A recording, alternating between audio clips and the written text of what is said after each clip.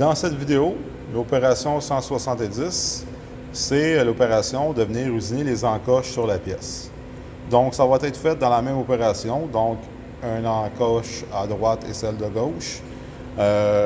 Selon les séquences, on va commencer par la droite et ensuite on va faire celle de gauche.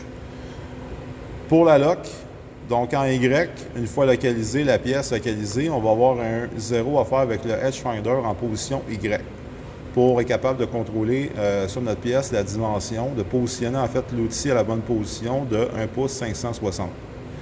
Pour ce qui est du 0 en X, ça va être avec la fraise qu'on va venir faire un contact sur la surface pour un 0 en X. Avec ce 0-là, on va faire un déplacement ébauche finition pour obtenir un 313 de profondeur d'encoche. Donc pour le deuxième côté, ça va être de refaire un X0, donc sur la deuxième surface, la surface opposée qu'on a faite auparavant. Donc une fois qu'on a un second X0, ébauche finition, on va faire la profondeur d'encoche de 313.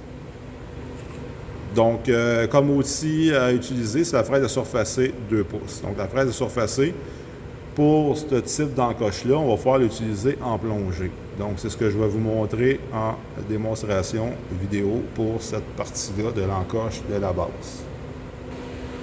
Petit rappel en lien avec la lumière orange allumée sur la machine, c'est que j'ai neutralisé le système de sécurité, donc les gardes de sécurité.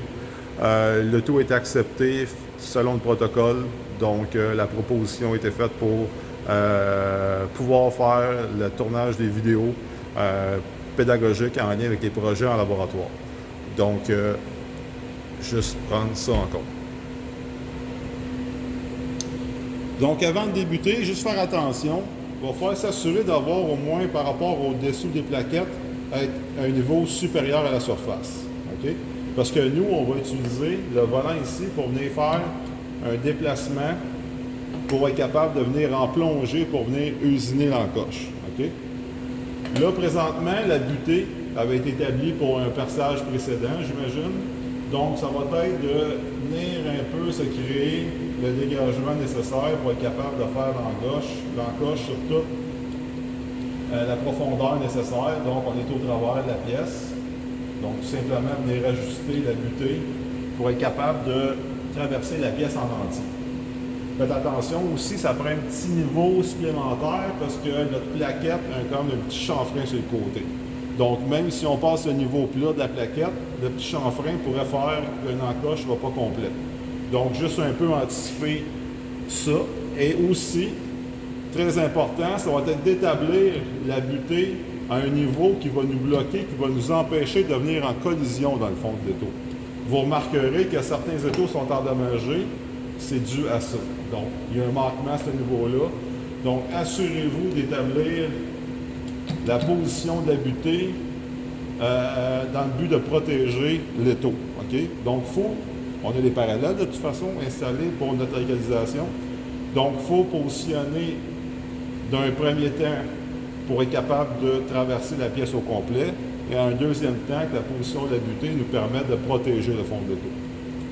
Une fois que c'est fait, là, je pourrais me mettre à un niveau, peu importe, il faut que je sois dans la matière, pour être capable de venir faire mon X0. OK?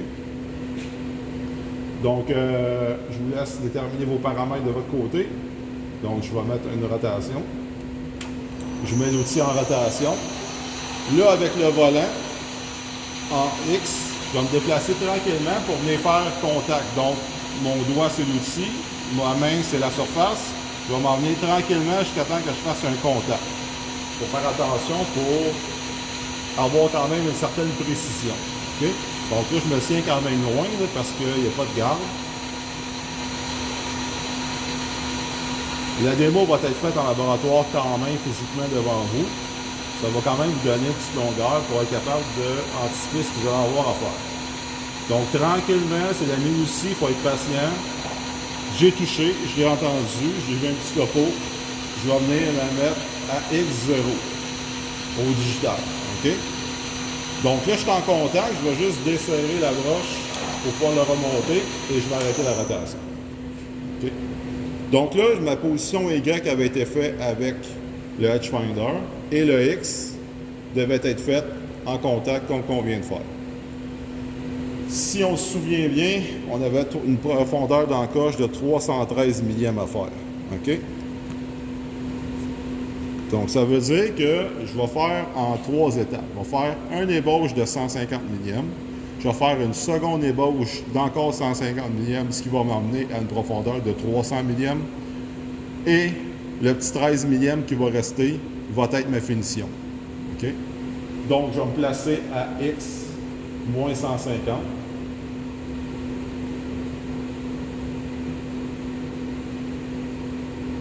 Comme ça. OK?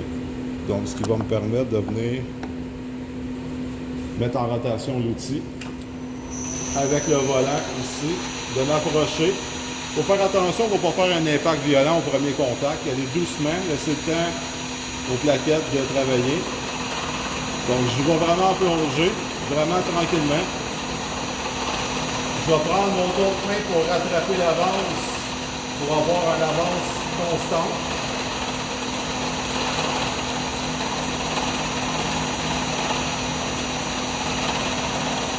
Donc, j'ai traversé la matière et j'ai rencontré la butée. Donc, j'ai fait l'encoche au complet sur ma surface et il n'y a pas eu de danger pour l'étau. Donc, je remonte tranquillement. Je vais l'arrêter tout simplement pour mon déplacement. Vous, avec la garde fermée, vous pouvez laisser l'outil en rotation sans problème. Donc, ce que je fais, c'est que je me déplace à nouveau de 150 millièmes pour ma deuxième ébauche, ce qui m'emmène à une profondeur de 300 millièmes. Okay? C'est ce qu'on avait déterminé. Donc, une fois que mon axe est placé, donc je suis à 300 millièmes en X, moins 300. Okay? C'est par rapport à mon zéro, mon outil s'est déplacé vers la gauche, donc négativement par rapport à mon zéro. C'est pour ça que j'ai une valeur de moins 300. Donc, je peux repartir la broche et faire ma deuxième ébauche. Donc, je vais délicatement pour le premier contact. Une fois que c'est fait, je peux avoir mon avance constante. Pas trop rapide non plus, il faut laisser le temps à la plaquette de travailler.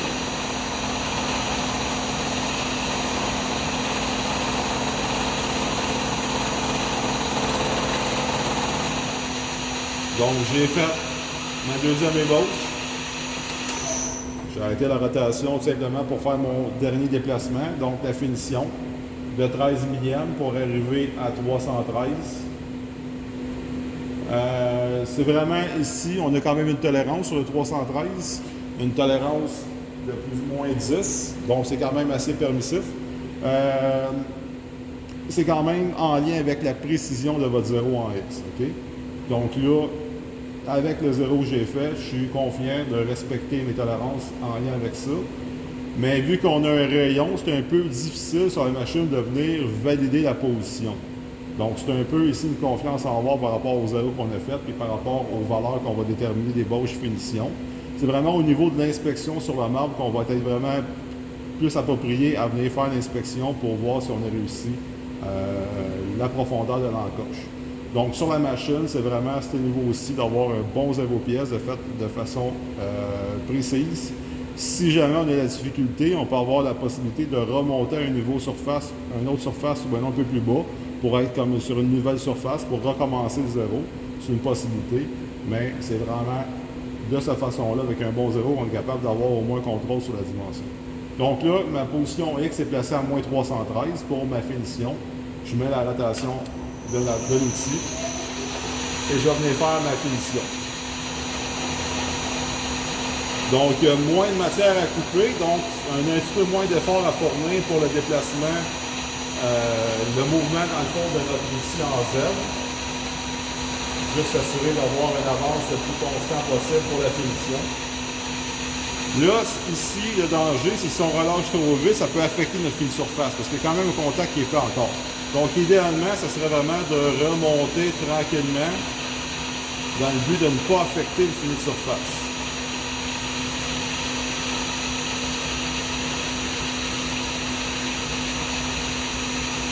Comme ça ici, je peux arrêter. Donc, dans ce cas-ci, le rayon est fait. Bien, le rayon l'encoche. Donc, on voit vraiment avec le reflet que la surface est belle. Donc, le fini surface est très beau. il reste à ébavurer tout le tour.